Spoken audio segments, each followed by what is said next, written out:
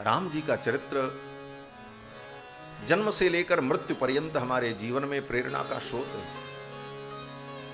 हम किसी का अभिवादन भी करते हैं तो कहते हैं राम राम। और कृष्ण लीला में तो आपने देखा ही होगा, कन्हैया कृष्ण अपने सखाओं से जब मिलते हैं तो कहते हैं भैया राम राम।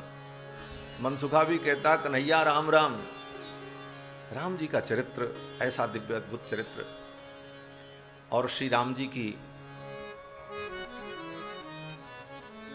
लीला अनंत है।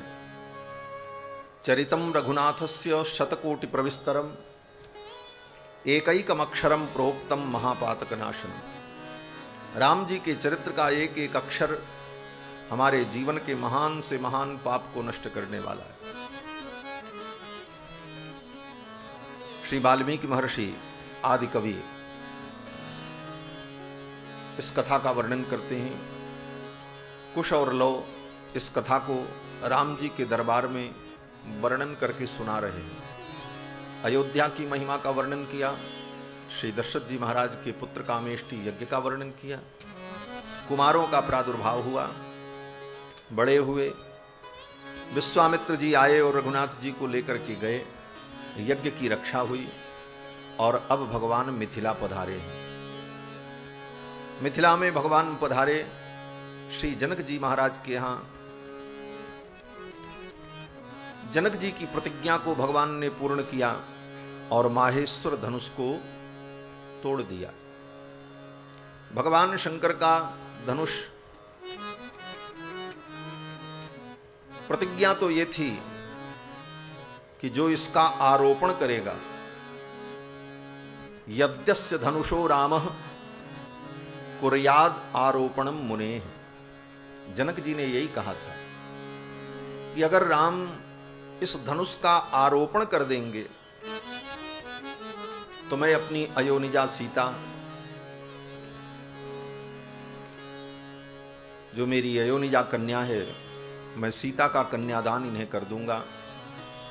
तो भगवान श्री राम धनुष का आरोपण करने लगे। आरोपण का मतलब है धनुष में डोरी बांधकर फिर उसकी प्रत्यंचा को खींचना। ये वीर की वीरता का एक मानक माना जाता है, और यही मानक जनक जी ने तय किया था।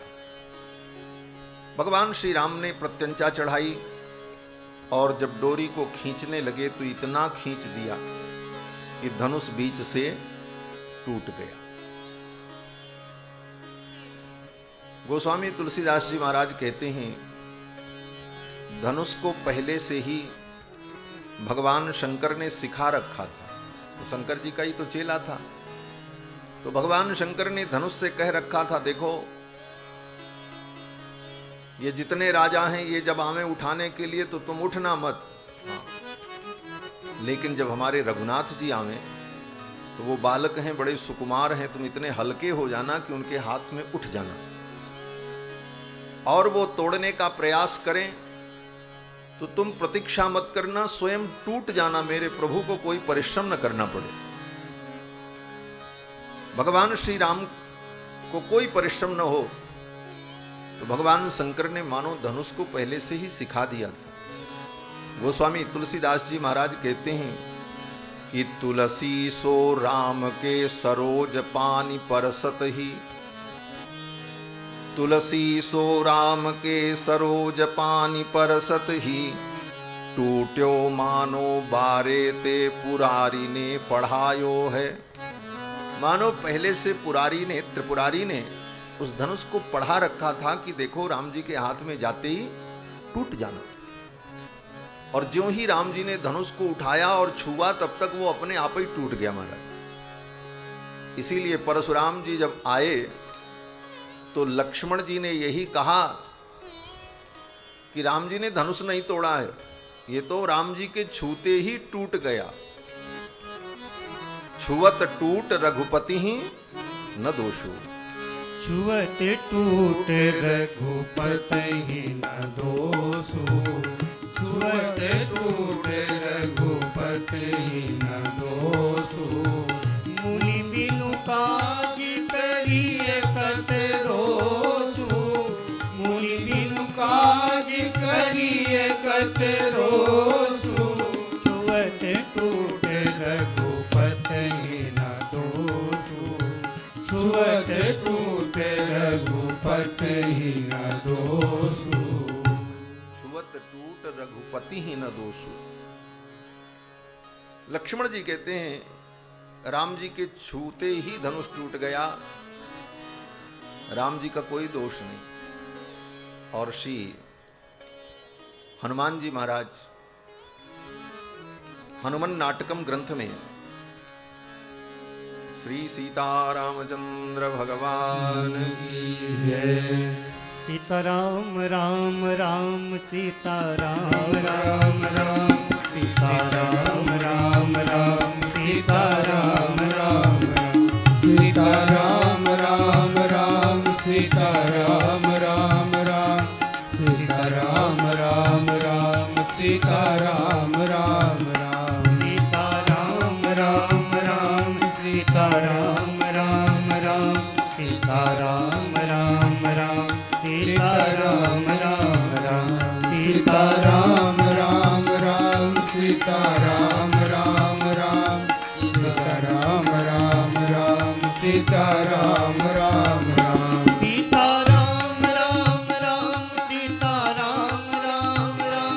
सीताराम राम राम सीताराम राम राम, सीताराम राम राम सीताराम राम राम, सीताराम राम राम सीताराम राम राम, सीताराम राम राम सीताराम राम राम, सीताराम राम राम सीताराम राम राम, सीताराम राम राम सीताराम राम राम, सीताराम राम राम सीताराम राम राम। श्री सीतारामचंद्र भगवान भगवान की जय। परम श्रद्धेय अनंत श्री विभूषित महामंडलेश्वर पूज्य श्री प्रखर जी महाराज पधारे, आपका स्वागत अभिनंदन। मैं निवेदन कर रहा था कि भगवान श्री रघुनंदन के कर में आते ही धनुष अपने आप टूट गया। छुअत टूट रघुपति ही न दोषु। राम जी का कोई दोष नहीं।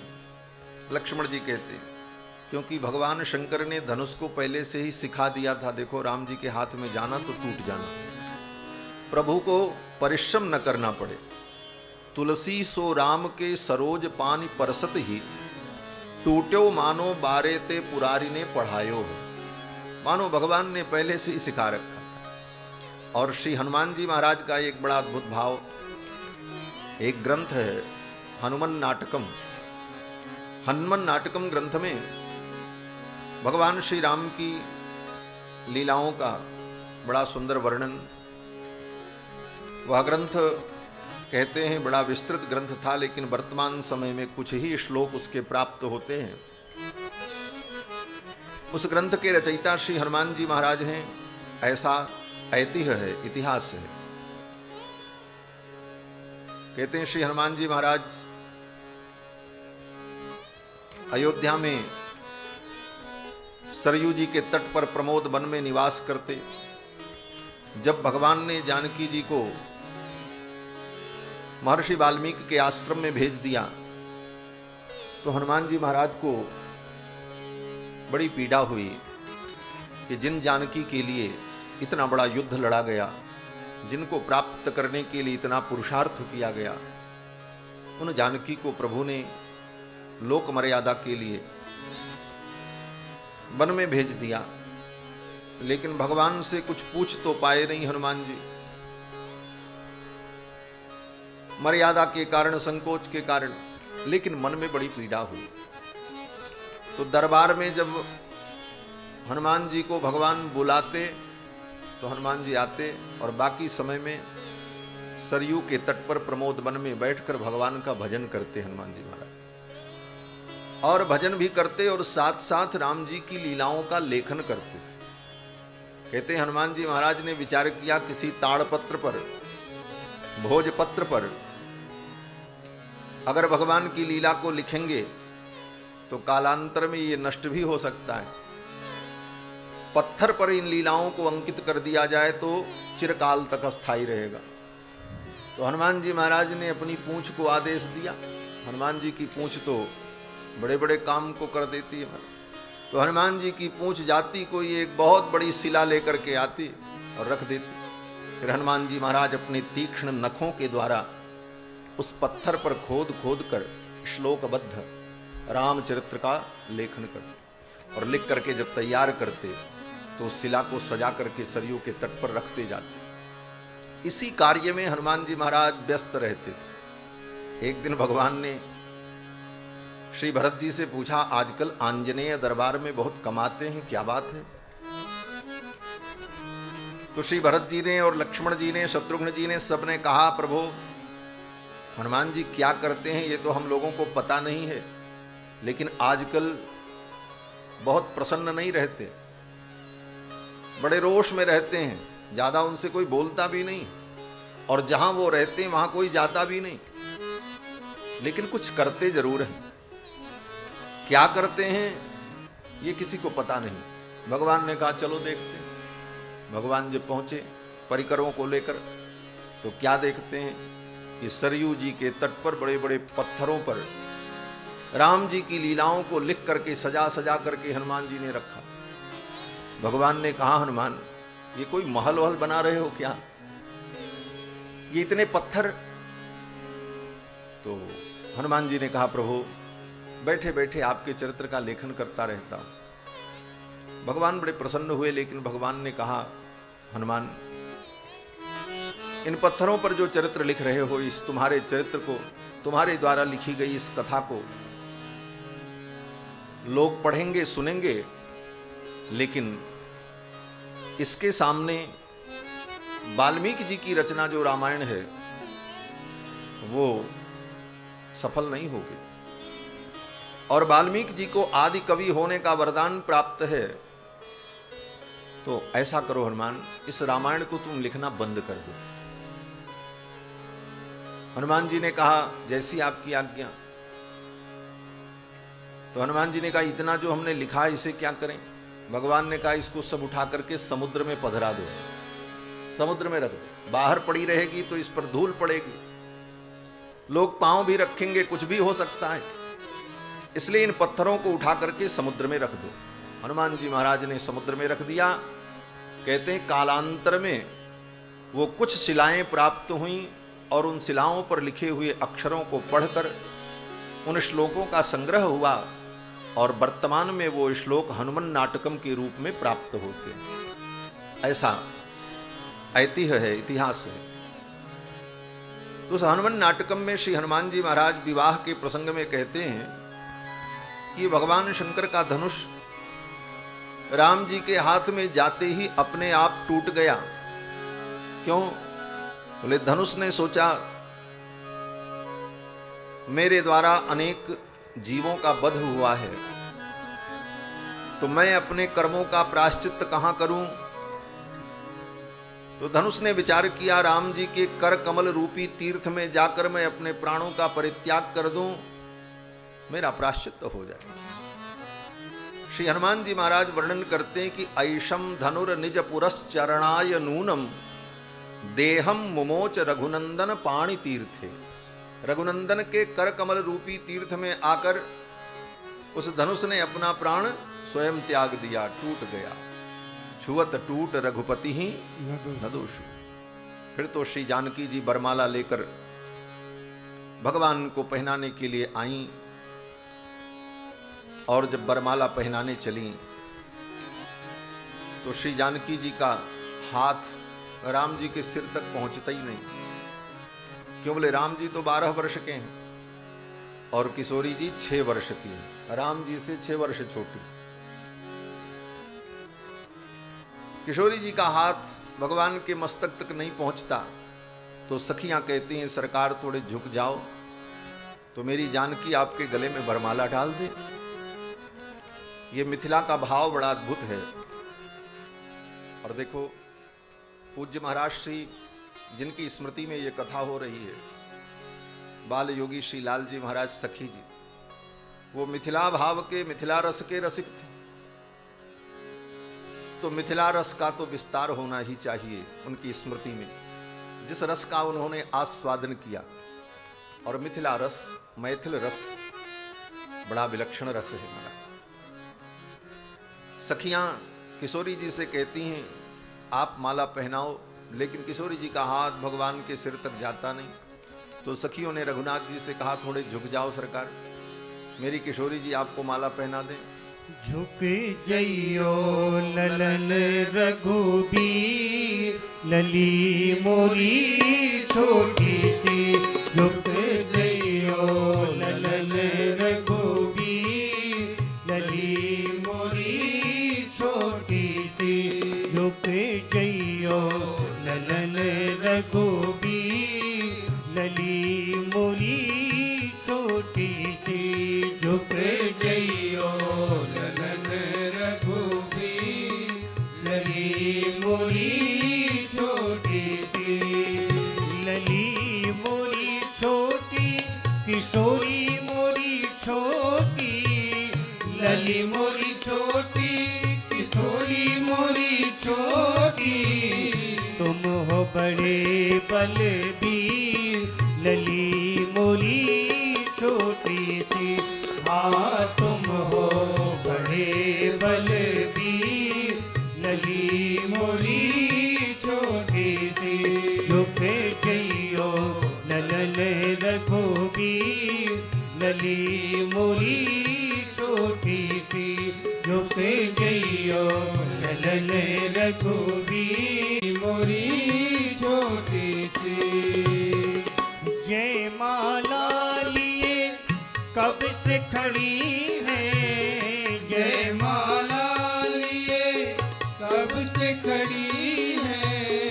जय माला लिए कब से खड़ी है, जय माला लिए कब से खड़ी है।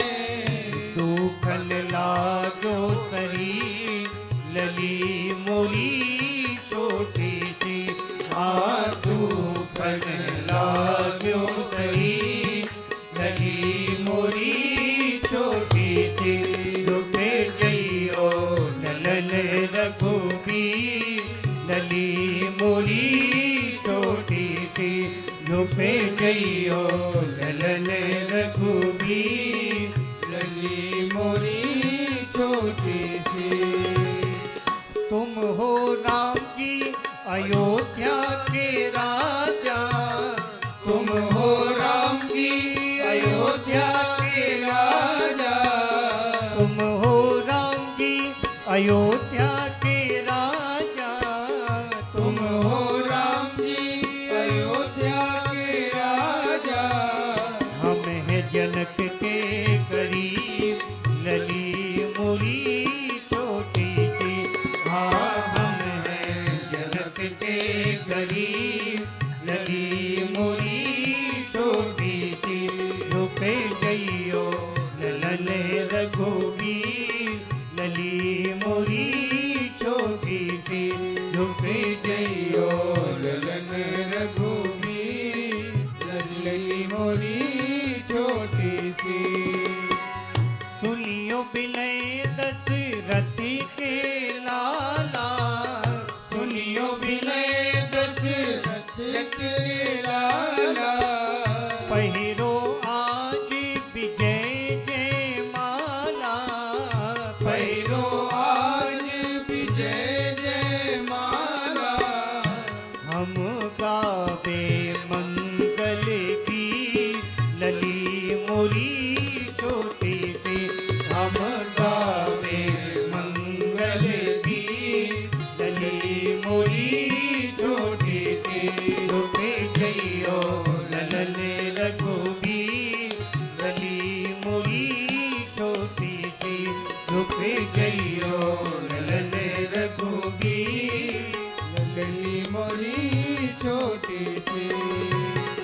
ब्याह उछाह सुमंगल गावे, ब्याह उछाह सुमंगल गावे। नगरवासी लोचन सुख पावे, नगरवासी लोचन सुख पावे। युगल नयन बलिहार, लली मोरी छोटी सी। हाँ युगल नयन बलिहार, लली मोरी छोटी सी। रुके जइयो ललन रघुबीर, लली मोरी छोटी सी। रुके जइयो ललन रघुबीर, लली मोरी छोटी सी। लली मोरी छोटी, किशोरी मोरी छोटी। लली मोरी छोटी, किशोरी मोरी छोटी। लली मोरी छोटी, किशोरी मोरी छोटी। लली मोरी छोटी, किशोरी मोरी छोटी। तुम हो बड़े बलबीर, लली मोरी छोटी सी। हाँ तुम हो बड़े बलबीर, लली मोरी छोटी सी। रुके जइयो ललन रघुबीर, लली मोरी छोटी सी। रुक जइयो ललन रघुबीर, लली मोरी छोटी सी। रुके जइयो ललन रघुबीर, लली मोरी छोटी सी। रुके जइयो ललन रघुबीर, लली मोरी छोटी सी। रुके जइयो ललन रघुबीर, लली मोरी छोटी सी। रुके जइयो ललन रघुबीर, लली मोरी छोटी सी। लली मोरी छोटी सी। लली मोरी छोटी सी। लली मोरी छोटी सी। लली मोरी छोटी सी। बोलो श्री सीतारामचंद्र भगवान। भगवान की जय। सखियों ने कहा सरकार आप थोड़े झुक जाओ, तो भगवान झुकने को तैयार नहीं। बगल में लक्ष्मण जी खड़े थे। लक्ष्मण जी ने कहा भैया झुकना मत, हम पुरुष हैं।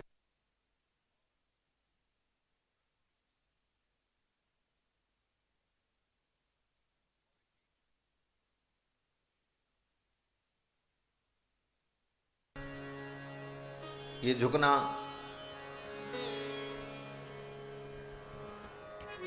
मर्यादा के अनुकूल नहीं होगा। झनक कम करो भाई।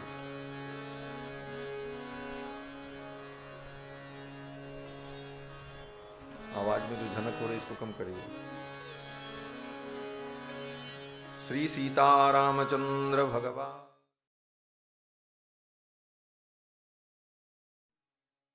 और गीत गाती रही। सखियां जो गीत गा रही थीं वो उनका रटा रटाया गीत नहीं था। जैसे आज माताएं गीत गाती हैं तो जो पहले से याद है वही गीत विवाह में गा लेती। लेकिन मिथिला की सखियां जो हैं वो पंडिता हैं महाराज। भगवान के स्वरूप का दर्शन करती हैं और जैसा स्वरूप है वैसा वर्णन करती जाती हैं और गीत बनता जा रहा है। गोस्वामी तुलसीदास जी महाराज कहते हैं गावहीं छवि अवलोकी सहेली। छवि अवलोकी, भगवान की छवि को देखती हैं और जैसी छवि है वैसा ही वर्णन करती हैं। गावहीं छवि अवलोकी सहेली। राम जी झुकने को तैयार नहीं। तब सखियों ने युक्ति लगाई। एक सखी ने कहा देखो रघुनाथ जी, निस्संदेह आप त्रिभुवन कमनीय हो, परम सुंदर हो।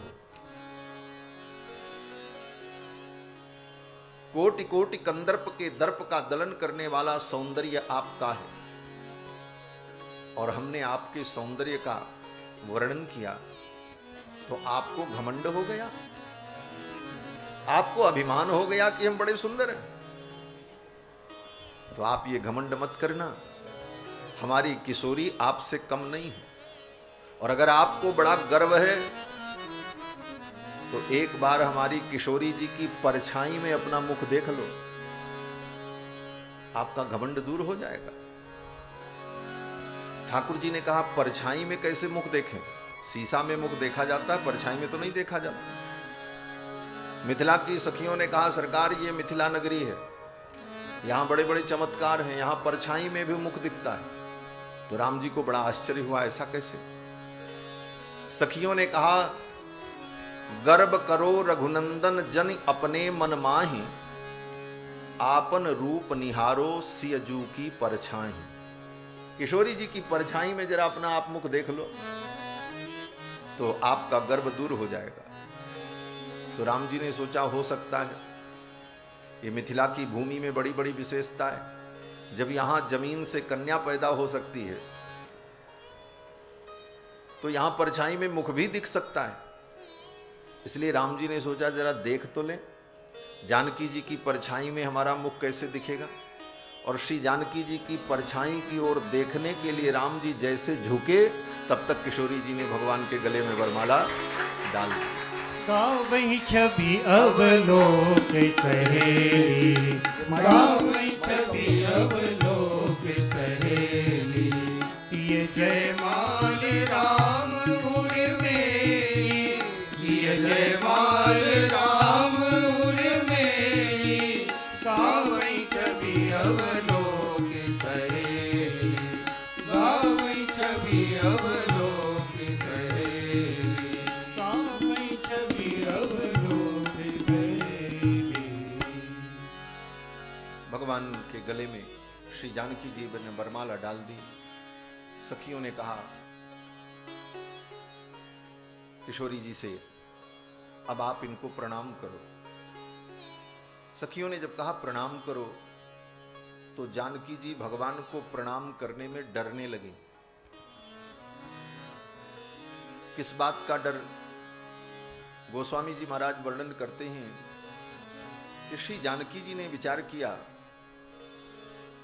इनके चरण का स्पर्श होते ही एक शिला जो थी वो नारी बन गई। इनके चरण में ऐसा जादू है, तो कहीं मैं इनके चरण का स्पर्श करूं तो मैं तो पहले से नारी हूं, कहीं मैं शिला बन गई तो क्या होगा? जब इनके चरण के स्पर्श से कोई शिला नारी बन सकती है तो इनके चरण के स्पर्श से कोई नारी शिला बन सकती है। यह सोचकर जानकी जी को भय होने लगा। गौतम तीय गति सुरत करी नहीं परसत पद पान। गौतम पत्नी अहिल्या की गति का स्मरण करके जानकी जी को संकोच होने लगा। लेकिन बाद में सखियों ने कहा नहीं नहीं ऐसा नहीं है। तो किशोरी जी ने भगवान के चरणों में प्रणाम किया। सखियां किशोरी जी को लेकर के गई। श्री जनक जी महाराज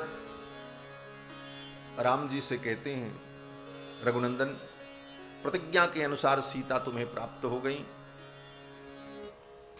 अब सीता का पाणी ग्रहण करो, मैं कन्यादान करने के लिए उद्यत हूं। तो भगवान श्री राम ने जनक जी को मना कर दिया, बोले नहीं, जब तक मेरे पिताजी नहीं आएंगे तब तक मैं कन्यादान ग्रहण नहीं करूंगा। ये तो प्रतिज्ञा थी, प्रतिज्ञा मैंने पूरी कर दी, लेकिन मर्यादा यह है कि मेरे पिताजी आवें, मेरे परिजन आवें और तब ये विवाह संपन्न हो, तब मैं कन्यादान ग्रहण करूंगा। राम जी की इस मर्यादा को देखकर जनकपुर के लोग बहुत प्रसन्न हुए। इसका वर्णन यहां पर बाल कांड में नहीं है, इसका वर्णन आगे अयोध्या कांड में है। जब भगवान श्री सीता रामचंद्र जी अत्रि मुनि के आश्रम में पहुंचे तो अनसुया जी ने जानकी जी से पूछा है, बेटी तुम्हारा विवाह कैसे हुआ, ये तुम्हें पति रूप में कैसे प्राप्त हुए? तो श्री जानकी जी ने अपने विवाह की संपूर्ण कथा अनसुया जी को सुनाई और उस प्रसंग में जानकी जी ने कहा कि मेरे स्वामी आर्यपुत्र मर्यादा पुरुषोत्तम हैं और उस विवाह के अवसर पर मेरे पिता ने कन्यादान के लिए जब विचार किया तो इन्होंने मना कर दिया कि जब तक मेरे पिताजी नहीं आएंगे, मेरे परिजन नहीं आएंगे, तब तक मैं कन्यादान ग्रहण नहीं करूंगा। तो भगवान श्री राम ने जब मना कर दिया तब श्री जनक जी महाराज ने पत्रिका लिखी और पत्रिका लिख करके दूतों को दिया और कहा ये पत्रिका लेकर अयोध्या जाओ और महाराज दशरथ को दो। महाराज दशरथ बारात सजाकर अपने परिजनों को लेकर के आवें और अपने कुमार का पाणिक ग्रहण संस्कार संपन्न करा। पत्रिका लिख के तैयार हुई और पत्रिका लेकर दूत लोग अयोध्या के लिए चल पड़े। मिथिला से अयोध्या पहुंचने में उन दूतों को 3 दिन लगा। त्रिरात्रमुषिता मार्गे तेयोध्याम प्राविशन पुरीम। 3 दिन रास्ते में बीता। चौथे दिन दूत लोग अयोध्या पहुंचे और महाराज दशरथ के दरबार में पत्रिका दी। दशरथ जी महाराज ने जब सुना कि ये जनकपुर से आए हैं और मेरे पुत्रों का समाचार लेकर के आए हैं, तो दशरथ जी महाराज बड़े आनंदित हुए और उन दूतों को बड़ा आदर दिया। दूत तो दूत ही होता है, साधारण सेवक है, परंतु पुत्रों का संदेश लेकर के आए हैं, इसलिए बड़ी ही आत्मीयता दशरथ जी महाराज ने प्रकट की। और दशरथ जी ने उन दूतों से कहा भैया, यही संबोधन किया, भैया। दूत सेवक ये नहीं कहा। दशरथ जी ने कहा भैया कहु कुशल दो बारे, तुम नीके निज नयन निहारे। भैया मेरे बालकों को तुमने देखा है? दूतों ने कहा हाँ महाराज हमने देखा है और उन्हीं का संदेश हम लेकर के आए। दशरथ जी ने कहा अपनी आंखों से देखा है? दूतों ने कहा हाँ महाराज हमने अपनी आंखों से देखा है।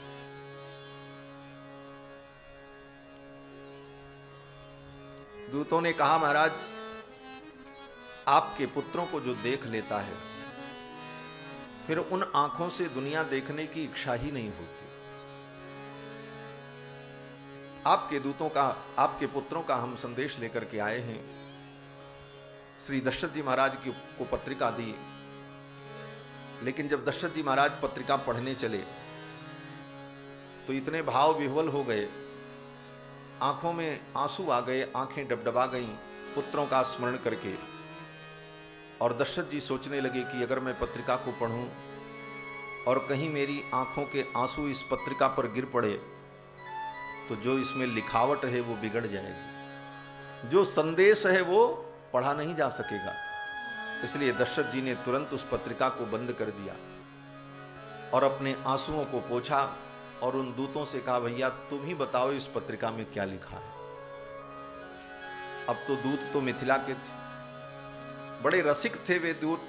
उन दूतों ने गा करके बड़े सुंदर शब्दों में पत्रिका के भाव को व्यक्त किया। हमारे बक्सर के पूज्य मामा जी महाराज श्री नारायण दास जी महाराज भक्तमाली जी, पूज्य मामा जी सरकार का ये पद है, उनकी रचना है कि उस पत्रिका में क्या लिखा था दूत लोग गा करके दशरथ जी महाराज को सुना रहे हैं अयोध्या के दरबार में। हम तो पाती लेके आवत बानी पार से, राजा जनक दरबार से ना। हम तो पाती लेके आवत बानी पार से, राजा जनक दरबार से ना। राजा जनक दरबार से ना, राजा जनक दरबार से ना। हमरा घरवा जनक नगरिया, राजा अली भूप दुवरिया। हमरा घरवा जनक नगरिया, राजा अली भूप दुवरिया। मनवा रीझ गईले महिमा अपरंपार से, राजा जनक दरबार से ना।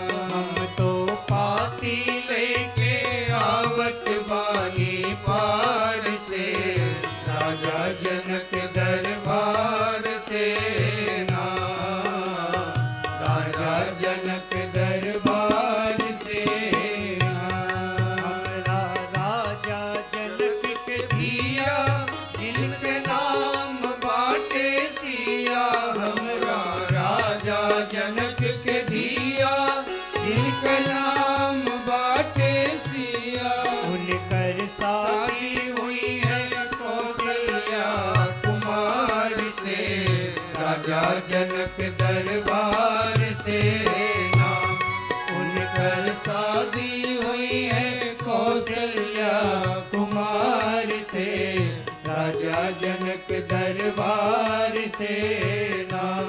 हम तो पाती लेके आवत बानी पार से, राजा जनक दरबार से ना।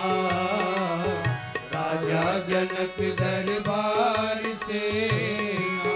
सिय के शांति रूप जब जन ले, बाबा जनक धनुष प्रण ठन ले। सिय के शांति रूप जब जन ले, बाबा जनक धनुष प्रण ठन ले। रचना रच ले सिया स्वयंवर के विचार से, राजा जनक दरबार से ना। रचना रच ले सिया स्वयंवर के विचार से, राजा जनक दरबार से ना। हम तो पाती लेके आवत वाली पार से, राजा जनक दरबार से ना। राजा जनक दरबार से ना। जुटले बड़े बड़े भट भूप, धनुआ देख के बैठे धूप। जुटले बड़े बड़े भट भूप, धनुआ देख के बैठे चुप। दिलबर धनुष उठल ना कोनो वीर बरियार से, राजा जनक दरबार से ना। दिलबर धनुष उठल ना कोनो वीर बरियार से, राजा जनक दरबार से ना। हम तो पाती लेके आवत बानी पार से, राजा जनक दरबार से ना। राजा जनक दरबार से ना। कहवा दशरथ जी के लाल, पौले धनुष तोड़ जयमाल। कहवा दशरथ जी के लाल, पौले धनुष तोड़ जयमाल। तीनों लोक भरल रघुवर के जय जयकार से, राजा जनक दरबार से ना। तीनों लोक भरल रघुवर के जय जयकार से, राजा जनक दरबार से ना। हम तो पाती लेके आवत बानी पार से, राजा जनक दरबार से ना। राजा जनक दरबार से। दूतों ने कहा महाराज, सिय के शांति रूप जब जन लें, बाबा जनक धनुष प्रण ठन लें। सिय जी के शांति रूप को जानकर जनक जी ने धनुष यज्ञ का आयोजन किया। बड़े बड़े राजा आए और उस धनुष को तिल भर भी उठा नहीं सके, लेकिन उस धनुष को कौशल्या कुमार ने तोड़ दिया। अब श्री जानकी का विवाह कौशल्या कुमार के साथ होगा। आपसे तो हम निवेदन करने आए हैं कि आप बारात सजाओ और यहां से अतिशीघ्र मिथिला के लिए प्रस्थान करो। अब पत्रिका में तो इतनी बात नहीं लिखी। दूतों ने कहा पत्रिका में थोड़ी बात लिखी। जैसे प्राचीन काल में क्या आज से ही 25-30 वर्ष पहले, 20 वर्ष पहले, जब किसी को चिट्ठी लिखा जाता था तो चिट्ठी में क्या लिखते थे? बोले थोड़ा लिखना अधिक समझना, ये लिखा जाता था। तो दूतों ने भी कहा महाराज पाती लिखल बाटे थोड़ा, जल्दी साजी हाथी घोड़ा। पत्रिका में बहुत थोड़ी बात लिखी है, अब तो आप हाथी घोड़े तैयार करो और मिथिला के लिए प्रस्थान करो। पाती लिखल बाटे थोड़ा, जल्दी साजी हाथी घोड़ा। पाती लिखल बाटे थोड़ा, जल्दी साजी हाथी घोड़ा। पाती लिखल बाटे थोड़ा, जल्दी साजी हाथी घोड़ा। पाती लिखल बाटे थोड़ा, जल्दी साजी हाथी घोड़ा। बेटी करत वाली कर जोरी सरकार से, राजा जनक दरबार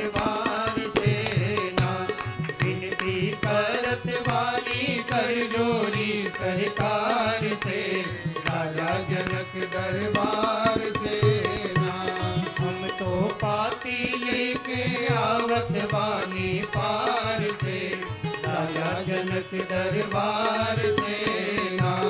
हम तो पाती लेके आवत बानी पार से, राजा जनक दरबार से ना।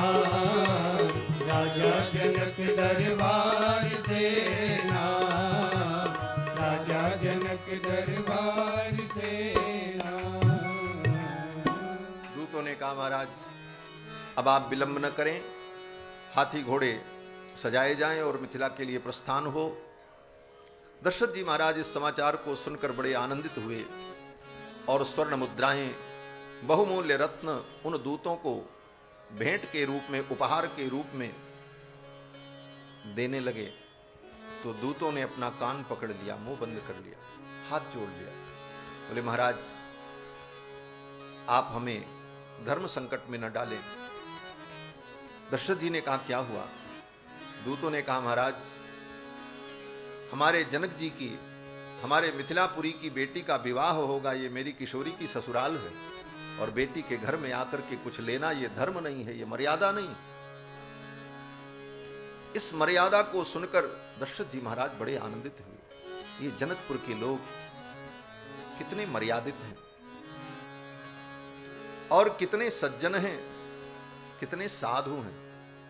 और वास्तव में रामायण में 3 नगरी का वर्णन है, अयोध्या नगरी, लंका नगरी और मिथिला नगरी। अयोध्या में सब अच्छे हैं, लेकिन अयोध्या में भी एक दुष्टा है जिसका नाम मंथरा। सब अच्छे हैं लेकिन एक दुष्टा है, मंथरा। और लंका में, बोले लंका में सब दुष्ट हैं लेकिन वहां भी एक अच्छे हैं। कौन? बोले श्री विभीषण जी महाराज। लेकिन मिथिला में, बोले मिथिला में सब अच्छे ही अच्छे हैं, वहां किसी दुष्ट की कोई चर्चा ही नहीं आती। मिथिला में कोई दुष्ट नहीं। और गोस्वामी जी की चौपाई प्रमाण है। पुर नर नारी सुभग सुचि संता, पुर नर नारी सुभग सुचि संता, धर्मशील ज्ञानी गुणवंता, धर्मशील ज्ञानी गुणवंता, धर्मशील ज्ञानी गुणवंता, धर्मशील ज्ञानी गुणवंता। पुर नर नारी सुभग सुचि संता, पुर नर नारी सुभग सुचि संता, पुर नर नारी सुभग। पुर नर नारी सुभग सुचि संता। नगर के नर नारी सभी सुचि हैं, पवित्र हैं और सब संत हैं, कोई असंत नहीं। लंका में सब असंत, एक केवल संत विभीषण जी महाराज। और अयोध्या में, बोले अयोध्या में सब संत लेकिन यहां भी एक असंत। बोले कौन? बोले मंथरा। लेकिन मिथिला में सब संत हैं महाराज। और वहां की राज परंपरा श्री जनक जी महाराज।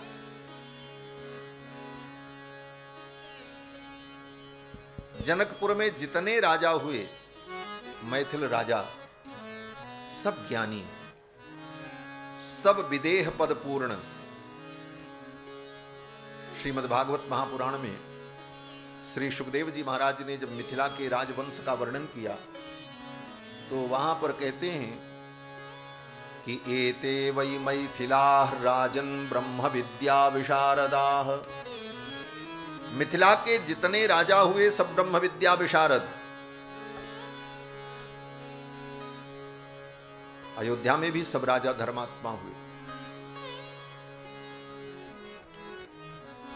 लेकिन महाराज अयोध्या में एक राजा हुए जो थोड़ा गड़बड़ भी थे। महाराज असमंजस। असमंजस तो ऐसे थे महाराज कि अयोध्या में कोई बच्चा गली में खेल रहा हो तो उसका पैर पकड़ करके उठा के सरजू जी में फेंक देते थे, और जब वो डूब डूब के मरे तो उनको मजा आता था। इस अपराध के कारण उनके पिता ने उनको राज्य से बाहर निकाल दिया, वनवास दे दिया। लेकिन मिथिला में, बोले मिथिला में तो सभी राजा, एते वही मैथिला राजन ब्रह्म विद्या विशारदा, सभी ब्रह्म विद्या विशारद। और मिथिला में आज भी मिथिला के संतों का भाव कि सब विदेह पद पूर्ण आत्मविद्या के पंडित, सब विदेह पद पूर्ण आत्मविद्या के पंडित, ऐसी मिथिला नगरी। अब तो दूतों के इस भाव को देखकर दशरथ जी महाराज बड़े प्रसन्न हुए।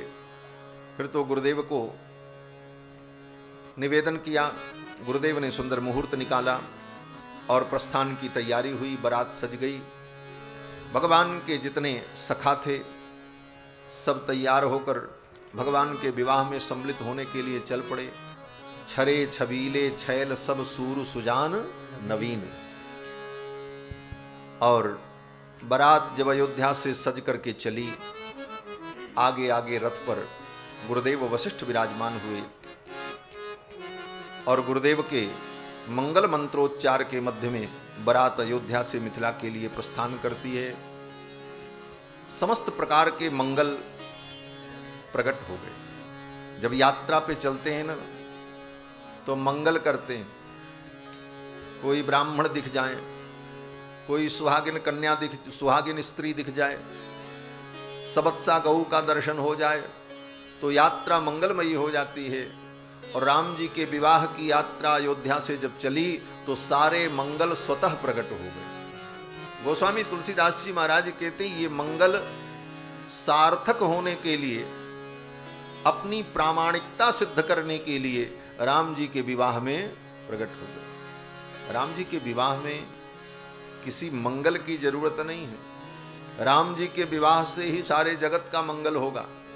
परंतु जितने मंगल हैं, सगुन हैं, वो सार्थक होने के लिए राम जी के विवाह में प्रकट हो गए। बोले इनको सार्थक होने की जरूरत क्यों पड़ी? बोले कभी कभी ये मंगल निरर्थक भी हो जाते हैं। क्यों? बोले कितना आप देखते हैं यात्रा में लोग मंगल करके, सगुन करके चलते हैं, लेकिन यात्रा बिगड़ जाती है। तो एक प्रकार से वो मंगल निरर्थक ही हो जाते, पूर्ण रूप से निरर्थक नहीं होते,